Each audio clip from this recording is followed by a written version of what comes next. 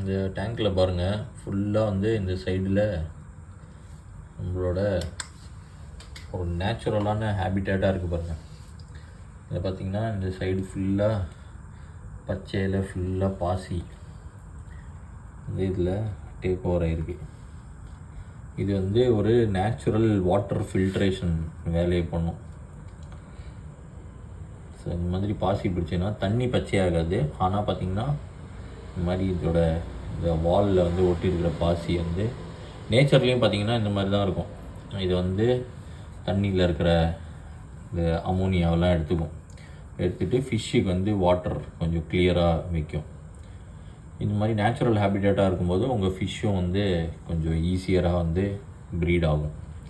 தண்ணியோட டெம்பரேச்சரையும் இது வந்து மெயின்டைன் பண்ணும். இதில் பார்த்திங்கன்னா இந்த சைடு ஃபுல்லாகவே அந்த மாதிரி நேச்சுரலாக பாசி வந்து படிஞ்சிருக்கு.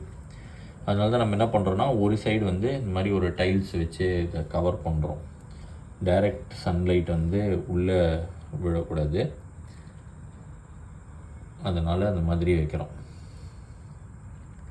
இந்த டேங்க்லேருந்து உங்களுக்கு தெரியும், நம்ம வந்து 2-3 பேட்சஸாக வந்து நம்ம இதுலேருந்து கூட்டி இல்லாமல் கலெக்ட் பண்ணியிருக்கோம். இந்த டேங்க்லேருந்து இதுதான் நம்ம சியாம் எல்லோ கப்பியோட டேங்க்கு.